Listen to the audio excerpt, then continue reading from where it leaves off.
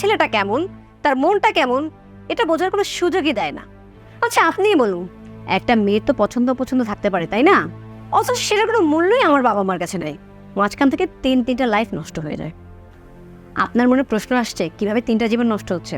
ধরুন আপনি আমাকে বিয়ে করে প্রবাসে নিয়ে গেলেন, কিন্তু আমি যেই ছেলেকে পছন্দ করি, মানে যে বাংলাদেশে থাকে, তার সাথে তো আমার বিয়ে হলো না। তাহলে কি তার জীবনটা নষ্ট হয়ে যাবে না? আর আমি আপনার বউ হলেও আমি তো আপনাকে সুখী করতে পারবো না। তাহলে কি আপনার লাইফটা নষ্ট হয়ে যাবে। আর আমি যখন আমার পছন্দের মানুষকে পাবো না, তখন আলটিমেটলি আমার লাইফটাও নষ্ট হয়ে যাবে। আপনি কি চান 3টা লাইফ নষ্ট হোক? একজন মানুষ হিসেবে আপনি নিশ্চয়ই এটা চাইবেন না। আমি খুব ভালো করেই জানি, আমার বাবা মা যদি এখন এখানে থাকতো, তাহলে এনিহাও আমাকে ইমোশনাল ব্ল্যাকমেল করে হলেও এই ছেলের সাথে আমাকে বিয়ে দিত। এই জন্য আমি টেকনিক করে আমার বাবা মাকে সরিয়ে দিয়েছি। আর ঘটক সাহেব, আপনাকে একটা কথা বলি, আর কখনো কোনো প্রবাসী ছেলের প্রস্তাব নিয়ে আমার বাড়িতে আসবেন না।